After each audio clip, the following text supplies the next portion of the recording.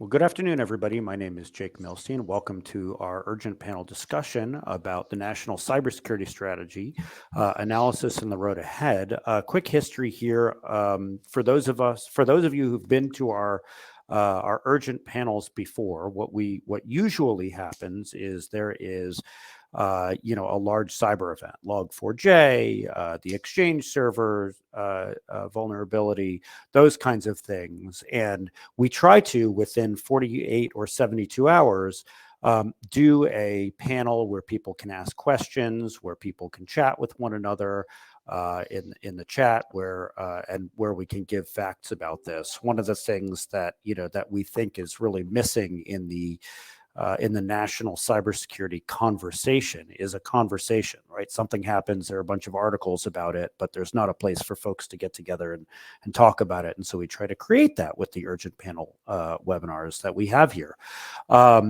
So as people get in the room, I just want to say hello and welcome. As some folks are finding the chat on the right, let us know where you're joining from. I'm joining from Phoenix, Arizona today, where it is much nicer than it is in my usual Seattle. All right. So things to know.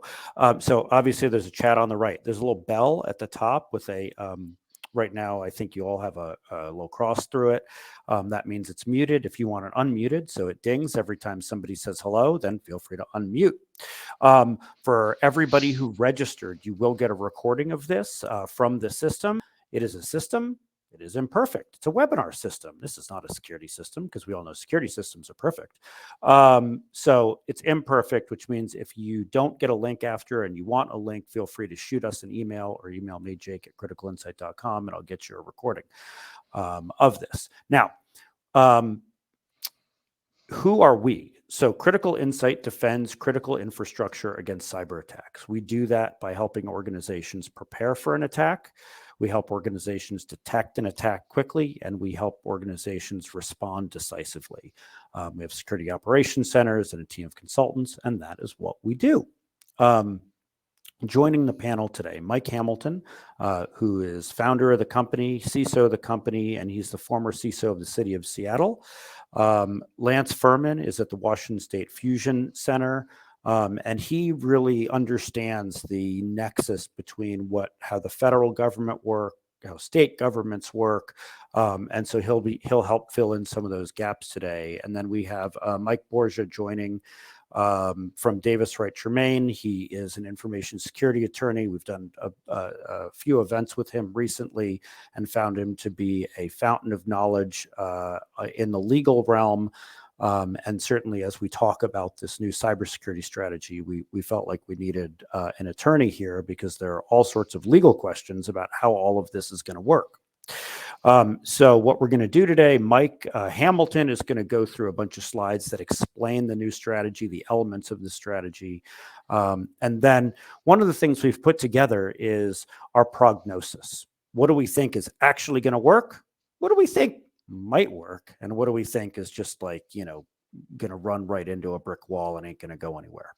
And as we go, ask questions in the chat. We'll interrupt folks. We'll interrupt the panelists and ask good questions. And I have a bunch of questions teed up for them. Speaking of having things teed up, for those of you who've been to our panels before, you know that one of the things that we put together is an executive brief. I know a lot of you are in IT, and after these panels, you're sharing them and explaining them to boards, to CEOs, to CFOs around the organizations. And so we put together an executive briefing, and I'm going to put that link in the chat right now as Mike starts going through the slides. So if you want to take a look at that, you'll see it when you click the link. All right, Mike, go for it. Okie doke.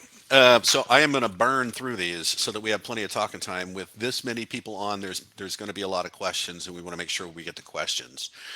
So first of all, hi. There's a whole lot of people on here I see that I know that are my friends. So hi. This is not the first time something like this has come out. Before, though, it's not been actionable. That one up the upper right, it's actually right behind me over here. That's my copy that I just took a picture of. That came out in 2005. And it was the tone was we should get better at this stuff. Now we're talking about something that is actionable, that seems in large part achievable. So big difference between what's come before and what we have looking at us now. Go to the next slide, Jake. Okay, so there's these 5 pillars. Here's the overview of it, and if you've read through it, the strategy is not a bad read, and it's very well organized and readable. So obviously, critical infrastructure is the domain of the federal government. It's got a lot to do with this, right? We want to defend our critical infrastructure. We want to go after, as our defend forward strategy dictates, and disrupt and dismantle these threat actors before they can do harm to us. Um, the federal government wants to use market forces to achieve the outcomes as much as possible. There's always been a discussion around information security. Should it be driven by regulation or market forces? And market forces have never really gelled there. Sometimes I say if market forces would work, Equifax would not exist, but yet there's an Equifax. So invest in a resilient future. Resilience means got to take a punch and you got to be able to get up, right? So there's things we need to do for that. And then the international partnerships to develop norms that we can all agree with so that we can try to treat our logical border as if it was any other border. So spreading out liability and responsibility for this resilience is kind of a goal here. And there's that theme is running through this whole thing. Go to the next slide, Jake. Okay, so they talk about nation state activity more than they talk about crime. And one of the reasons they talk about nation state activity is this has this tendency to bleed over. Not only is critical infrastructure being targeted, dams, water, finance, energy, health, blah, blah, blah. We all know that's going on, but it has this collateral damage effect. And so they even called out some of the big global events, right? Not Petya from what seems like many years ago now. The solar winds, where that software was backdoored and all of a sudden everybody had an open door and the bad guys.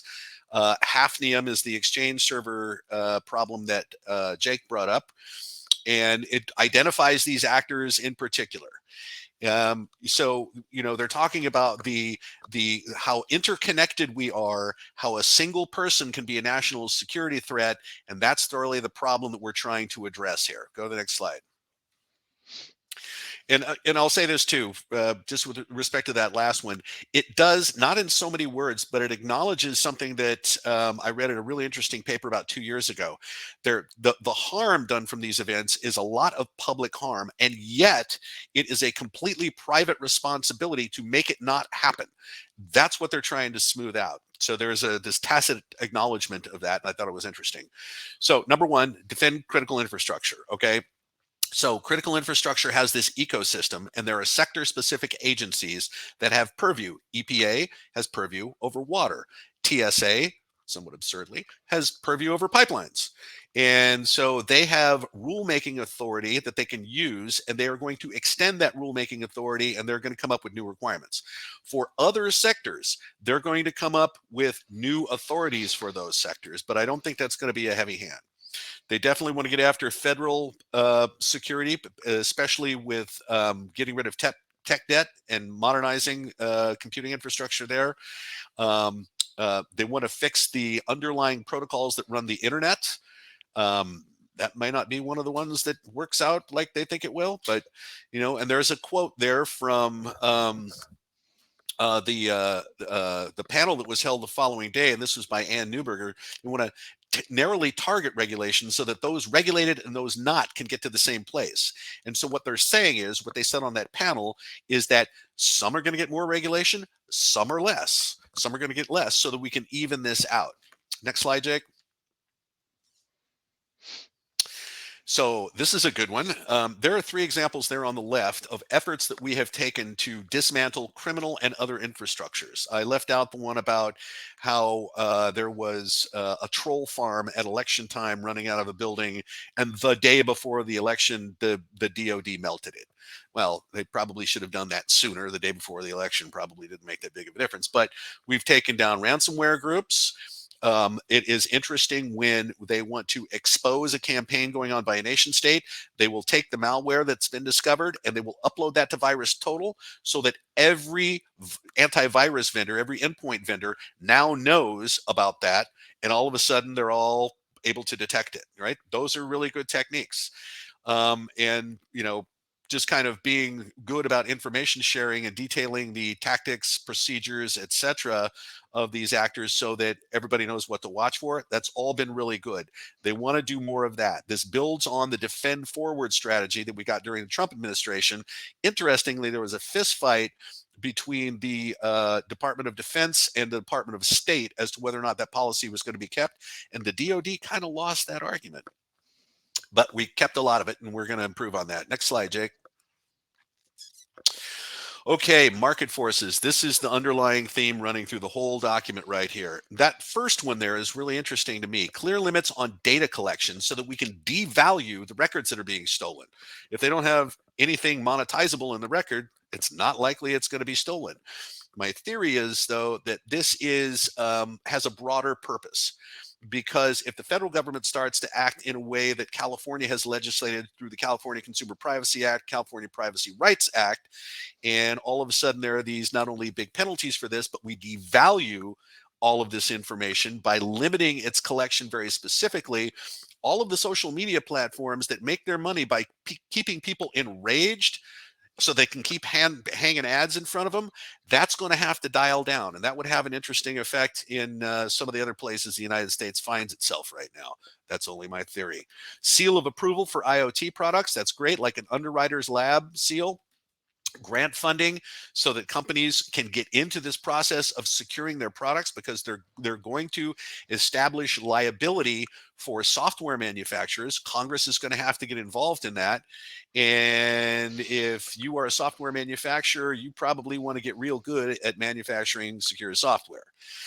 Federal government is investigating, and there was spongy language about this, becoming a reinsurer, so that much like the terrorism reinsurance program, where if a nutcase flies a plane into your building and knocks it down, your insurance company doesn't have to cover that. The federal government will. So they're talking about that and some other strategies so that we can make the insurance industry whole, because risk transference is an important part of risk management. Creation of a digital identity ecosystem, because we all trust the federal government to hold all of our digital identity information. That's a good one. And then cloud providers are going to take on a little more liability as well. Cloud systems are being used to launch attacks. They're being attacked themselves, compromised all over the place. So cloud providers are going to have what the banks have always had in place for a very long time: know your customer requirements. If you're dealing with a criminal gang, you should probably not do that. Next slide, Jake. All right, invest in resilience. Okay, remember, this is about taking a punch. It's going to happen. This is a foreseeable event. So they're trying to get things where they can be restored more quickly, and we're doing a better job at managing all this risk. So right now, short term, this is about defense, but they want to invest in a long-term future that really addresses our labor shortage. That means they're going to be doing all kinds of outreach to get everybody into a cyber program. National Incident Response Plan. When I worked on a government coordinating council with Homeland Security, that was something that was done every few years. Dust that thing off, folks, because whatever happened a couple of years ago does not apply now. That needs to be a very living document. That's great. Prioritizing the next generation R&D. This is also about having a secure post-quantum future. So it looks like there is plenty of investment that's going to be made here. It does mention the CHIPS Act and doing things like reducing our dependency on other countries for critical technologies that we all use. And go ahead and go to the next slide, Jake.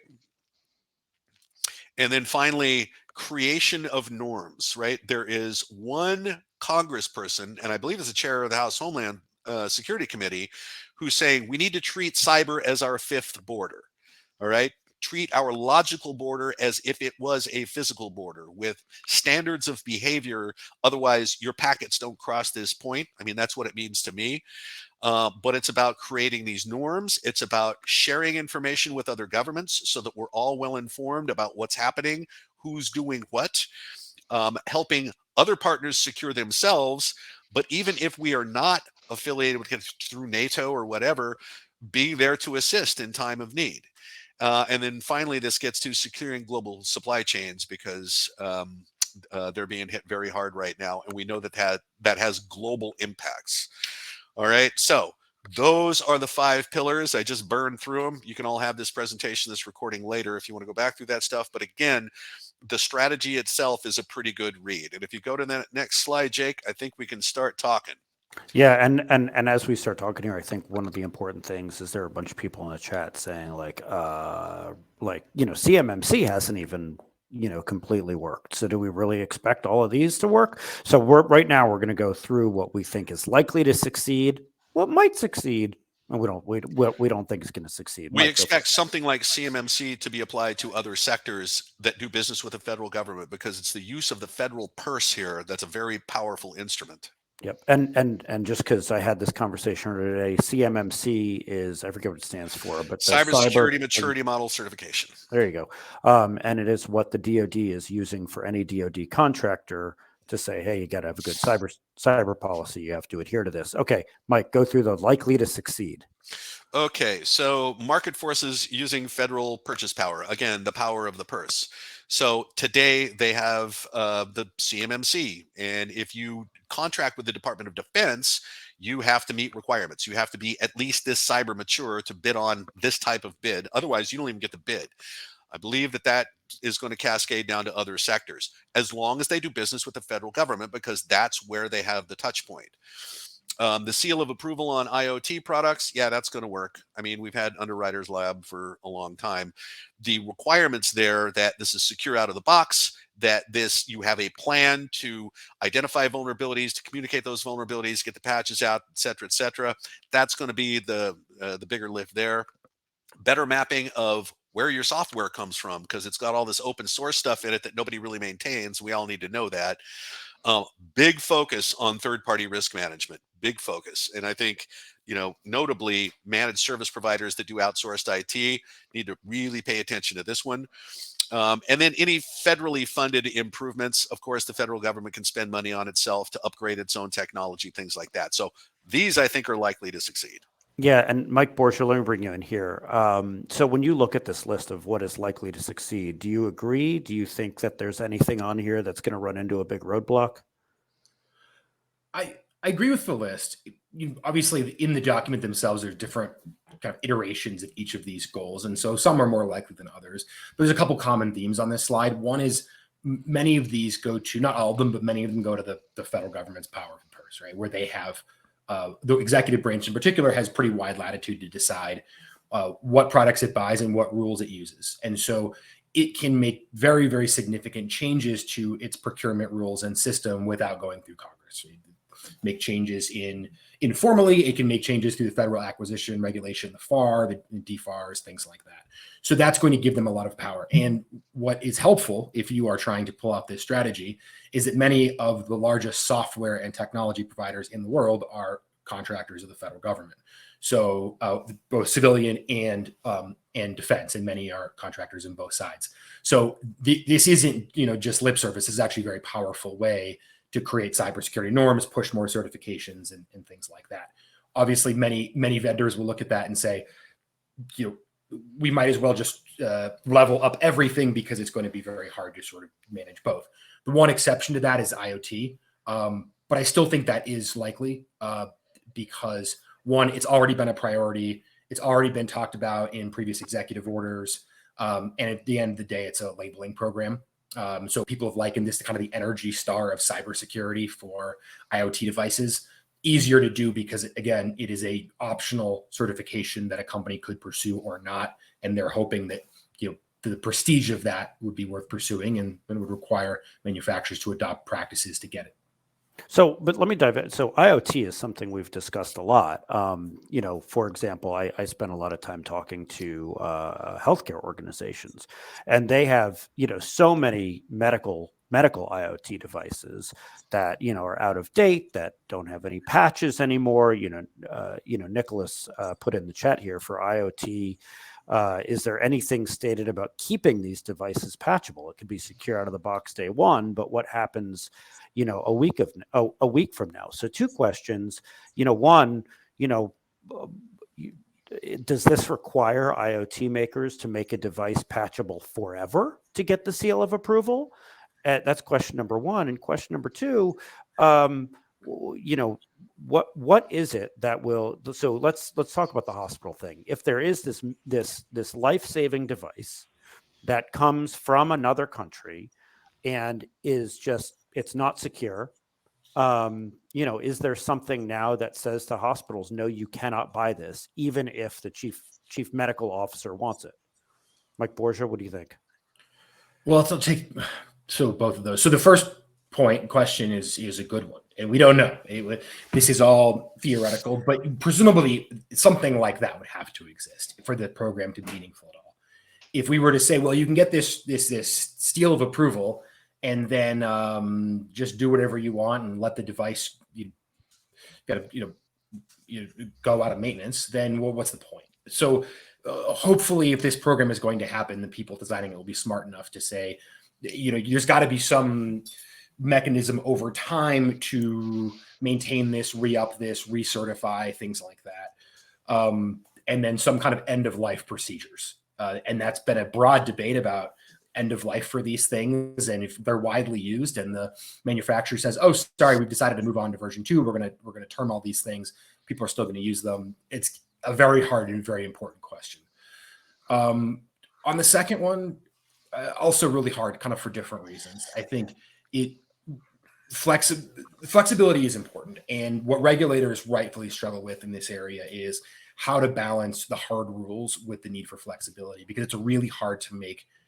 The more hard, and fast rules you get, the harder it is to apply them to many different types of businesses. And I think there's no perfect way to do that. There's no silver bullet to get that balance right.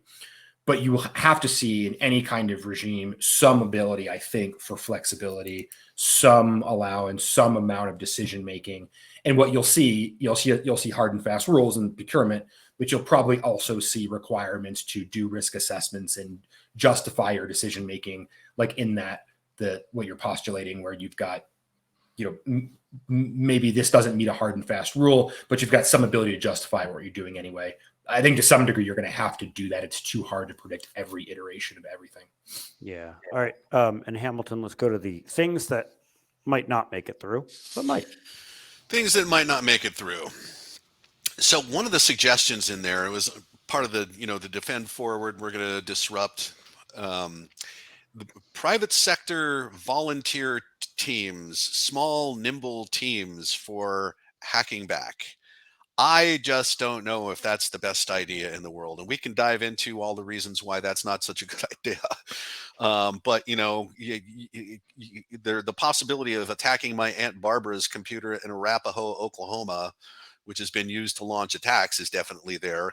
Collateral damage and taking down someone's business or worse is there. So I'm not sure that one's going to work. Limits on data collection. The ad industry is going to howl. They're going to scream.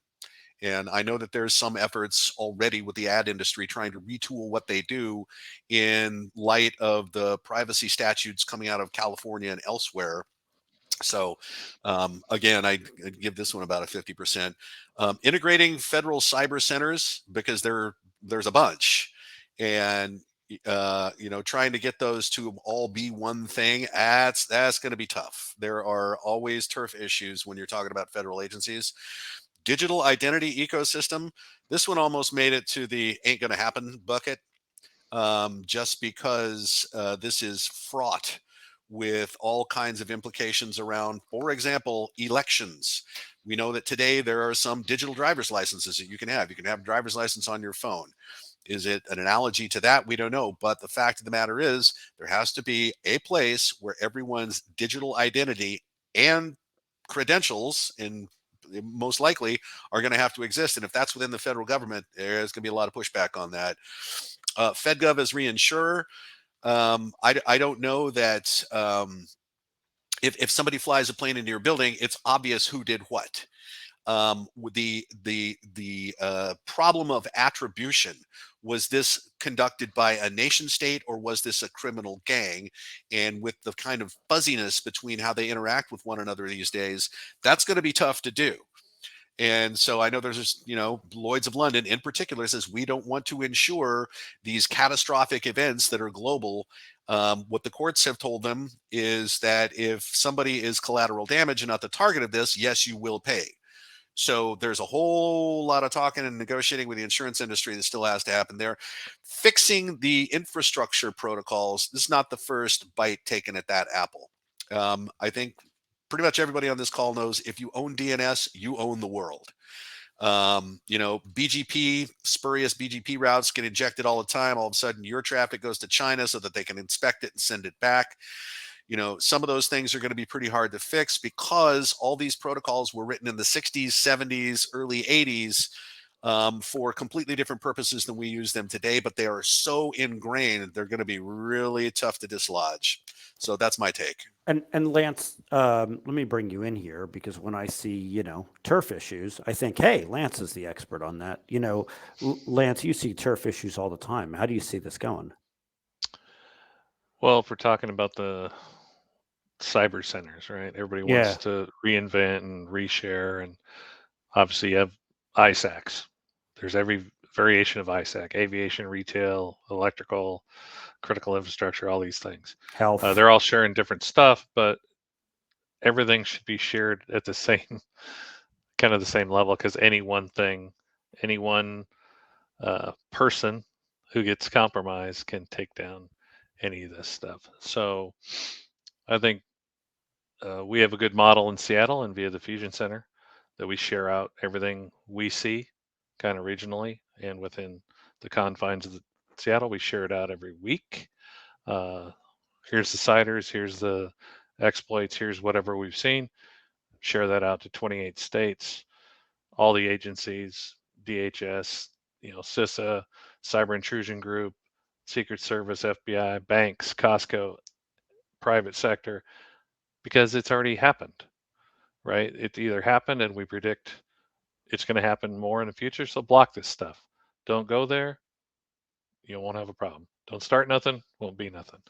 So preemptive stuff. And Mike alluded earlier to the election stuff. We actually had all that Russian identified, later infrastructure. We had blocked it 6 months before it came online. We had already pre-blocked it because we already knew the registrars and the infrastructure there was going to be bad. We blocked it. My old line, Mike knows this one: bad infrastructure never goes good. So, but there is definitely, I won't call it a turf war, but every agency wants to be the first one you call, right? The FBI says contact us or give us your issue through IC3, the Internet Crime Complaint Center. Secret Service has said call us first. Your insurance company wants to be called first, right? So I mean that's not a federal agency, but just between the federal agencies, isn't there a lot of kind of call us first talk? I would say that whenever, love the FBI, love Secret Service, love all these federal agencies who are going to take down criminal enterprises, stuff like that. But they're inundated, they're swamped, they're not timely. So information that isn't acted upon timely is not worth anything to me, right? If I'm sharing information, I want you to block it, take action, do whatever. And I get they're trying to go after the bigger fish and the whole crime gangs and all that stuff, but they don't generally get to stuff the way in a tactical manner at the time it's shared, right? And the MSISAC, my feeling on that, it shares out old data randomly like a widget. Here we go. But there's not a lot of stuff going on. And a quick example, called a major metropolitan area the other day, told them they had a problem. Also copied the FBI and the Fusion Center in that jurisdiction. The FBI got back to me a day later, and I was explaining it to the agent, and he goes, okay. He goes, well, it sounds like you got it handled. because I already notified the entity and they're going to do it. And he wasn't really a cyber guy. So, they are the Swiss Army knives of folks. They have to go all these disciplines. So when you can share to a cyber oriented deal for cyber stuff and for sicker stuff and for whatever, that's your best case. So that would where I'd be. If you can find somewhere that's going to centralize your sharing and get it to the right party, and that would be a good segue for the Fusion Center. And Mike Borgia, I want to bring you in here because one of the things that I hear from organizations that have had breaches, they call our 800 number at 1 a.m. Not how we want to meet anybody, but they want to involve their attorneys first. The federal government is saying, hey, call us first. We're going to integrate all this so it's easier. But, people want to call their attorney first. Sometimes the insurance company says you have to call us first. Does this change any of that? Well, I think internally, no, in the sense that I still, and I mean, sure, I'm biased saying this, but I think, calling your lawyer first is a good idea. Because then you can start privileging things, protecting them from discovery if there's a litigation investigation. Certainly calling your forensics, your cybersecurity firm, your SOC, they don't already know about it. Second or so is good. And then your insurance, you should call pretty quickly. It kind of depends. And you may need to sort out what's going on before you call the insurer. But I don't think so. I mean, I think that you still... The turf wars here are really unfortunate. And I think that one of the things the government is going to have to do, and you see kind of referenced in the document in a number of ways, is figure this out and make this simpler and get it to a point where you call one person and they figure it out, one agency or whatever, and they figure it out, sort things out. There was really a kind of a shocking moment if you followed the developments of the Cyber Incident Reporting for Critical Infrastructure Act, or CERCIA, when the FBI kind of late in the game came out hard against the law because they weren't explicitly called out as someone you had to notify. It did it publicly. I mean, it was really, really shocking and unusual. And that's how deep some of these things are, that they would actually oppose Congress passing a law that would require certain critical infrastructure operators to notify CISA of incidents. It sounds crazy. So no, I don't think it fundamentally changes it, but hopefully to make this more palatable and more effective for the private sector, they are going to sort this out and say, you notify this group, we will figure it out, we will share it, we'll get it done. You don't have to go and bounce off everybody. I don't know that I'm hopeful for that. It's a good idea. One other thing I was going to say before we move on is I'm slightly less optimistic about doesn't mean I think it's good or bad, but of the number 2 on the limiting data collection. I think the strategy describes this in a very sort of inoffensive, mild way. I think what this is really doing is saying we support a federal privacy law. And this has been debated for a while, especially with the California law and laws in other places like Colorado. And as regulations have come out that have been quite burdensome and detailed to implement those rules, people have clamored for a federal privacy law that would preempt, basically wipe out the state privacy laws. That is a hot debate, and there are people who feel very strongly on both sides. So I think the chances of that happening are slim. So dubious. We'll see. Yeah. And, the other thing I wanted to key in here is the federal government is a reinsurer. Does that mean that this is the end of cyber insurance? I mean, what we've already seen, and Mike Hamilton, you alluded to this, is there are a lot of large insurance companies that have said cyber is going to become uninsurable. We are going to, we have one organization that we're helping out where their cyber insurance rates went up 360% year to year. And so, what does this do to cyber insurance? Does this eliminate cyber insurance? No, because what they're talking about is not your construction company got flattened by ransomware, so we, the federal government, will be behind your insurance company and so that we can make everybody whole. No, it's not that.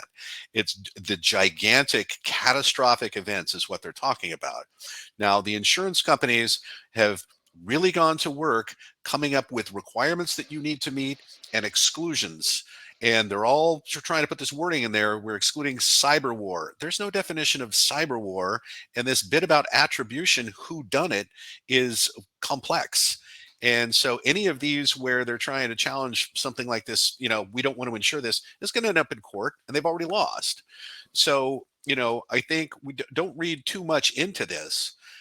This is really to back up the insurance companies so that they know if there is something like catastrophic happens, right? So this is like if the federal government was going to be a reinsurer for a continental-sized hurricane.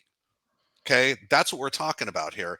And then the insurance companies are still working on figuring out how to price this risk appropriately by using exclusions, by using requirements, right? Making everybody come up to some kind of standard. And in fact, insurance companies are now the regulator for every business, because if you want that kind of insurance, you have to be at this, this cyber tall, to quote Tom Ueisen on here. And that's actually a favor being done to all of the talk about third-party risk management, because if you have a business associate and you have an agreement with that associate and it says you must have cyber insurance, they have been held to a standard. So, it's actually a beneficial thing, what's happening in the insurance industry, if you look at it through that lens. But the FedGov as reinsurer it's for a hurricane. It's not for a grass fire. But what if this makes it all worse? All right. I mean, there's a thought out there that came up at a speech I was at 2 weeks ago, and it is that we have created this giant ransomware industry because we've said, okay, you can buy insurance for this.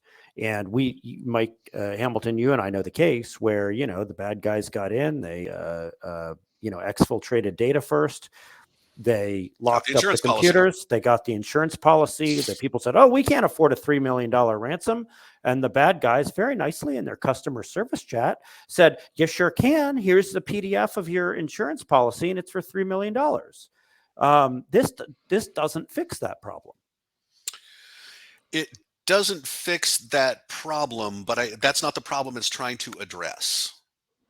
Right. So that still is a problem. The fact that the insurance companies have kind of thrown gas on this fire by insuring this kind of thing, okay, we'll pay the ransom for you if that's the cheapest way for everybody to get out from under this, and to use Cody's words, yes, that creates a perverse incentive. Yes, it does. But FedGov as reinsurer, when you're talking about that kind of scale of things, it's apples versus golf clubs argument there. I like apples versus golf clubs. All right. Especially because I'm in Arizona this week. All right, Mike, not likely. International norms. Good luck. I mean, I don't know what to say about this. There's always, China, Russia, and especially because they both have veto power on the UN Security Council, pushing back on things like that. So it'll have to be done through another mechanism than the UN.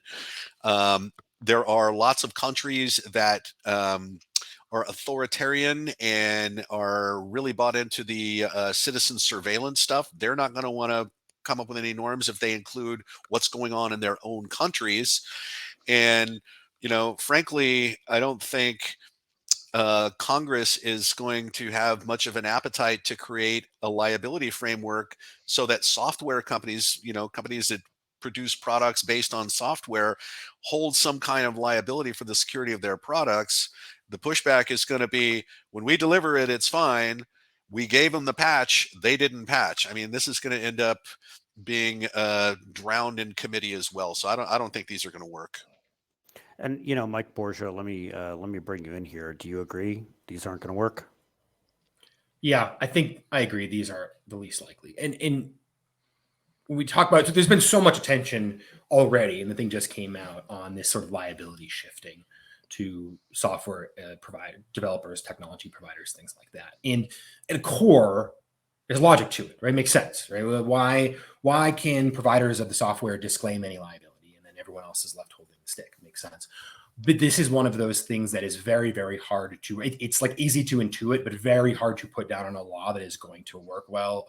And I think that is where people are going to get hung up.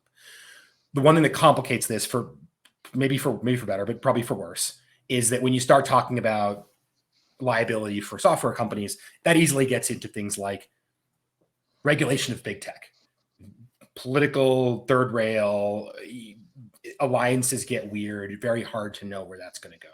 But there's a line I picked out from the strategy that I think it kind of shows you the difficulty here. This is under the objective 3.3. We must begin to shift liability onto those entities that fail to take reasonable precautions to secure their software, while recognizing that even the most advanced software programs cannot prevent all vulnerabilities. It's a very reasonable statement. It's extremely hard to write a law that says that or does that, right? And people might think, well, no, it's easy. You just say you're liable if you didn't take reasonable precautions. The problem with that is then we have a lot of lawsuits that get to fight over what reasonable precautions were, whether they were taken. What you don't want to do here is create a situation where writing software becomes a catastrophic risk, or one that is uninsurable. We're talking about uninsurable risks. So to say, well, if you write this and there's a vulnerability, you're going to be facing hundreds of thousands of lawsuits over this, and it's going to kill you, and no one's going to insure that. So where's the line? Very, very hard to know. But so again, it's a good core idea in the sense that there is a logic to it, and I understand why you'd want to do that. But I think the difficulties in implementing this are probably going to tank it. And, Lance, as we talk here about, the federal, international norms and taking down, criminal gangs internationally, do you see a future in this? Do you think that these international, creating international alliances will work? I think it can. I think, and because the traffic they're going, if you just look at the internet, and we talked about that's the fifth pillar now, right? To treat the internet as your fifth border or whatever, your external border as well. All the ISPs and all the people that are letting bad traffic, protocol malware, callbacks, phone home stuff happen, see it happening, right? So either they're complicit or they don't care, right? And anecdotally, we had this story from years ago where they got all the big ISPs around the world or whatever, or contributors to a malware group, whatever it was, that was using their infrastructure, and they all agreed to stop from sending this stuff out, right? Except one. He goes, well, if all you guys are going to be on the side of good, there's more money for me on the side of bad. So, right, it's all about the green. If they keep making money and they can register and they can go anonymously and say, oh, it's free internet, we can do whatever we want, we don't know who's doing what, you're going to have problems. But I think protocols and the government should get involved as to, if there's something bad, you can't keep traffic in it. Yeah. Right? Well, so, and keying in on something in the chat here, Tom says, can we set norms, boilerplate, for third-party relationships? And Mike Hamilton, you answered in the chat, like business associate agreements. Do you think that's, is that part of the third-party risk? Oh, yeah. Everybody is going to be not only asking for everybody's security papers, but they're going to have business agreements that dictate things like you must have cyber insurance, and up to and including we have the ability to audit you. I think that could be coming as well, depending on the risk posed by that particular business associate, vendor, service provider, whatever. Yeah, I think those agreements are going to have to become commonplace, and the health sector's been doing it for a long time, but it's a checkbox. Yeah, we have business associate agreement. They're going to have teeth, because now everybody's looking at everybody else as a risk. And Mike Borgia, another question from the chat. We talked about assigning liability. There's a good question here. How high is the probability of assigning liability to a Chinese firmware provider? Yeah, I mean, yeah. If you can't get to them, then what's the point, right? So I think that's another problem. And business associate agreements are pretty robust as contracts go, but they often don't deal with liability. You're not required to deal with liability. That's one of the difficult things of how do you apportion that liability is very, very complicated. What we might see, which is, we talked about this a little bit, a more likely version of this is something that is focused on critical infrastructure, maybe something that builds on the forthcoming scissor rules. So if people don't know, they might, under the ICER mentioned the law through Kia, CISA has to put out these notification, cyber incident notification regulations for critical infrastructure. And one of the things they have to do is define what critical infrastructure is, which is complicated. But to the extent they can draw a circle around that, you could see then a follow-on of, and if you fall in that definition, you got to adopt a bunch of cybersecurity practices and standards and things like that.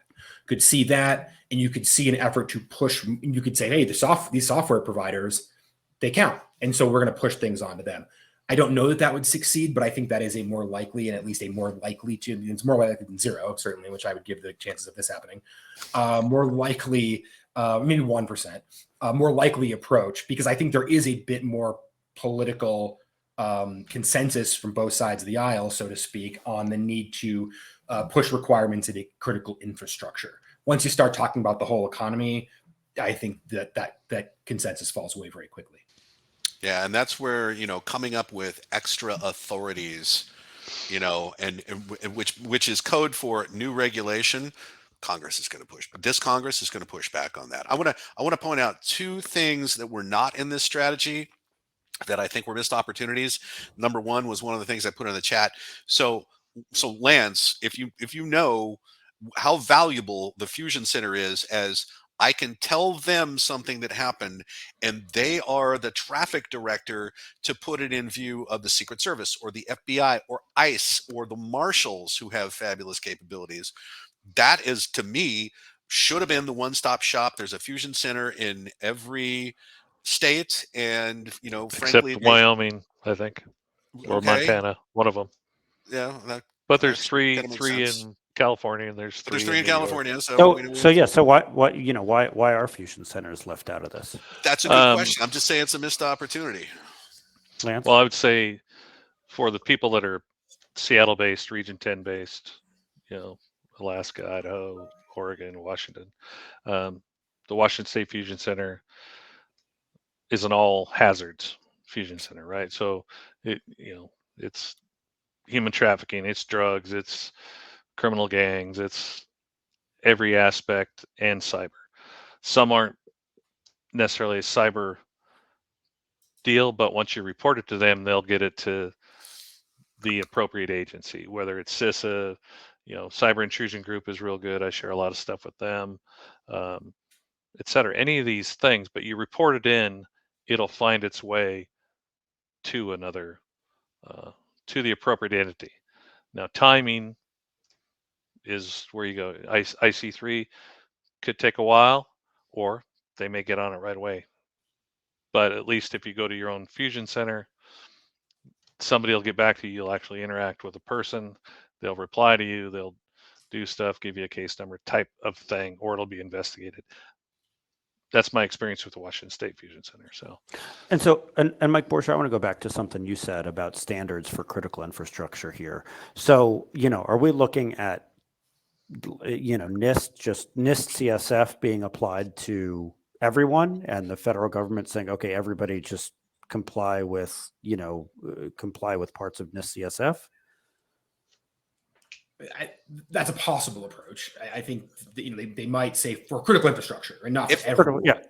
But if you sell to the federal government, they can say that. Right. So that's true. That would be easy to do relatively, right, to say, for any contractors that meet certain criteria, you got to have this contract clause in there that says we will implement the NIST cybersecurity framework. Right. Then the second level, so that's kind of the easiest version. The second would be to say, for critical infrastructure operators, got to implement the NIST cybersecurity framework. That's what it was designed for originally back in 2012, and they could do that. The rub there, I think, is going to be who is the critical infrastructure. It's one of those things. It's easy to see who is and hard to see who is not. Like a power plant, correct? Critical infrastructure, get that. But you take the anecdote that people like to talk about still, the Target breach, right? The Target breach caused by the HVAC vendor or whatever. Let's change the facts and say that Target is a critical infrastructure operator. Is the HVAC vendor also a critical infrastructure operator? I mean, it seems like they would be, right? And so because of the nature of the economy and business, does everyone quickly become a critical infrastructure? Where do you draw the line? And I think that's going to be the hardest work that CISA has to do, to figure out if we're going to get harder on critical infrastructure. how good can we draw the lines to know who's in and who's out of that network? Yeah, I mean, let's take a rural healthcare entity, right? I mean, I would say, today I drove into rural Arizona and I passed, 4 hospitals. Those are critical infrastructure for those areas. Are they going to, they already have some regulations through HIPAA, or is this going to end? And I'm looking in the audience here, and there's a fair number of folks from healthcare organizations. Are they going to get stricter regulation here, especially because part of the idea of the national cybersecurity strategy was supposed to be take some of the onus off organizations that don't have the resources to truly defend themselves against Russia and put the onus on somebody else. Mike Hamilton, what do you think? Well, I mean, that's part of it. But remember, Tom Muley is making, good points about authorities. And unless you are granted extra authorities to regulate, you can't regulate. And so, where the federal government has leverage, which is the power of the purse, they can say anything they want. If you want us to buy your product, you have to paint yourself purple. They can say that. There is no barrier to saying that. It's absurd, but there's no barrier to saying that today. So, I do think that they are going to establish liability. They're going to try to do that. And that's going to have an effect. But if you are already regulated, what their message is, you may be getting less regulation and others getting more so that we can have a common playing field out here. How that's going to happen, I don't know. There are probably years are going to be spent debating this in committee in Congress. But I want to make one more point about something that was not included in here, because I think this is important as we talk about insurance, and I'm very interested in Michael's opinion on this. What they did not do was create a Bureau of Cyber Statistics. And that, to me, would have done 2 things. Number one, it's going to aggregate. So there's CERCIA, right? You're supposed to report to Homeland Security and to CISA so that they can aggregate data. But it's not going to be perfect. And there's already people saying, we're not going to do this. But if there was a Bureau of Cyber Statistics, not only would it help us share information more rapidly, have a more complete set of information as to what's going on in the world, but it would be a really wonderful tool for insurance companies who do not have the benefit of a 200-year-old actuarial table for cyber attack.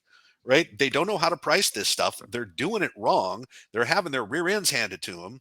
So, if the federal government would have helped them out with a Bureau of Statistics that would actually feed them the information they need to price risk here correctly, that would have been a great thing, but it didn't happen. Yeah, it's a good point, and it would be helpful. And in some ways, I think the regime they're trying to create is somewhat of a proxy for that. But there's some real limitations, obviously. One of which is that we're limited to what gets reported, and those statistics are pretty incomplete. So it is really hard to know, and it would help insurers. It also help companies just to understand where the biggest risks are and what comes from them and how to address them. Think about the way you could pull off a risk assessment if you could get statistics on this and see, okay, well, here we're this kind of company and we do this kind of work, and then here are the risks. And it'd be massively helpful, especially to smaller companies that are like, how do I get started? I don't even know where to focus. So unfortunate, maybe we'll see some of that from the incident reporting and data sharing, but it's going to be in an incomplete way until there's more of a regime around that. Yep. Yeah, for sure. All right. I want to share one quick thing here. Oh, I'm trying to get my computer to do what I want it to do. So some folks had asked us, hey, with all of this going on, it gives me a good opportunity to talk to my board, talk to my CEOs. And so we're going to do a follow-up webinar next week about, how Critical Insight can help, as you think about the new strategy. And my colleague Ginny is going to put the link in the chat if you want to come to that webinar next week. Mike and I will do that, talk about what we do and how we can help you. Also, I want to put up the email addresses here. of the folks talking. If you need, and I see a lot of I've seen a lot of folks email me for the slides. I'll make sure you get the slides, but that's my email address. You can get me anytime. Mike Hamilton's email address, and then Michael Borges' email address. Despite the fact that I call them both Mike in this webinar, their email addresses are Michael, and that is just a fact of life. And as we go to, and we're going to do last thoughts here, and if folks have last questions, go ahead and toss them in the chat. But, Lance, as we do last thoughts here, are you worried about the lack of teeth here? I think before this, you said all carrot, no stick. Yeah, that was our pre-discussion. Sure. I think if people are waiting for the government to respond and fix their problems, that's the wrong approach. You should fix as many of your own problems as you can, right? And number one, fix your email system. SPF, DKIM, DMARC, make it fully populated. The military did it like 4 to 6 years ago. They don't accept email from anybody who doesn't have a fully popped record, and they don't respond to anybody. 99% of your problems are coming from phishing. So do multi-factor auth, do your DKIM, SPF, and DMARC, and a lot of your cell phones get taken away, right? And then do your due diligence in your maintenance of your systems. And if you can't protect them with patches, build the moats around them, build secure barriers, and then hopefully the government will come just in time to save you from yourself with all the stuff you've just done. All That right. would be Mike Borgia, final thoughts. Yeah, there's a lot I could say, but I'll follow up on the point I was making about the critical infrastructure. And there were some really good comments. As soon as we said NIST cybersecurity framework, the comments kind of lit up, and most of them were not positive about it. And I understand that. I think one comment, was that it's not auditable, and it's not. And I think it's understandable to have skepticism around this, right? Like, how many companies have you helped with significant breaches that had a spotless SOC 2? Or ISO 27000 certification, right? Like, those are processed. You do things, you go through motions, and there's a value to that, but it's not the same as security. And I think you could fully implement the NIST cybersecurity framework and have pretty meh security, frankly. Really good practices, great looking documents and stuff, but not necessarily security. So I'm interested to see going forward how the government tries to parse that. It's a really hard thing to do. I don't have a good answer to it. How do you try to put some teeth into this, put some really hard rules where rules are appropriate, but not cause real chaos and, do something that's too rigid, that can't be implemented, that really hurts small businesses? We should remember that software developers, including ones that whose software could have real catastrophic effects, are not just massive companies. Some of them are small. Some of them provide software to school districts, right? They don't have a ton of money. They're not always what people think of. So how do you do that right, but not and give flexibility without fully relying on more of the programmatic focused rules like what you see in the NIST cybersecurity framework? I don't have an answer for it, but I'm really interested to see how that's pursued and what approaches the government takes. Awesome. And Mike, Mike Hamilton, before we go to your final thought, Mike, one of the things that we do in all of our discussions is we have a survey at the end. We appreciate knowing whether this was useful. Did you learn anything? Should we keep doing these? And all sorts of things like that. Everyone who fills out the survey will make we will make a donation to the Society for Information Management. So please take the survey, both because we appreciate the information and we'll make a donation on your behalf to the Society for Information Management. Mike Hamilton, as part of your final thoughts, one of the questions that came up is, hey, what's the timeline for these new regulations? So add that to your final thoughts. Okay. Well, I don't think there is going to be a timeline for new regulations through the rulemaking process. Again, the sector-specific agencies have always been able to go out and say whatever they want to the critical sectors. So, that will probably happen quickly. Establishment of new authorities to create new regulation may not happen at all. I think the immediate impacts that we are going to see from this are IoT labeling, because there's always been a way to do that. I referenced Underwriters Labs, but there's Common Criteria EAL4. Google it. It's exactly what's called for here. And the Software Bill of Materials, right? Those are underway now. Much of the rest of this is going to spiral out of control in congressional committees and international dialogue. So we'll see. Some of it I'm very interested to see if it can be pulled off. For example, private sector volunteers hacking back against countries. Yeah, let's see if that happens. So, some of this is going to happen fairly quickly. The rest of it, I think, is going to have to be adjudicated by legislators, and we all know about Congress. Yeah, and Joe says, where do we find out about new regulation pushed down to us critical access hospitals? Yeah, we'll see if it passes. Well, I mean, we'll have to see what makes it through Congress here, and we'll see what comes down. All right, but Joe, when it happens, we will let you know. All right, everybody, thank you so much for joining us on behalf of Lance and Mike. We really appreciate you being here. Shoot us an email with any questions. If you ask for the slides, I'll send them to you. And please take that survey. And for those of you planning to come to that webinar next week, we'll see you next week. Thanks, everybody. Always great to see you, and have a wonderful afternoon. And some of you will see you in Bellevue tomorrow. Bye, everybody. See ya.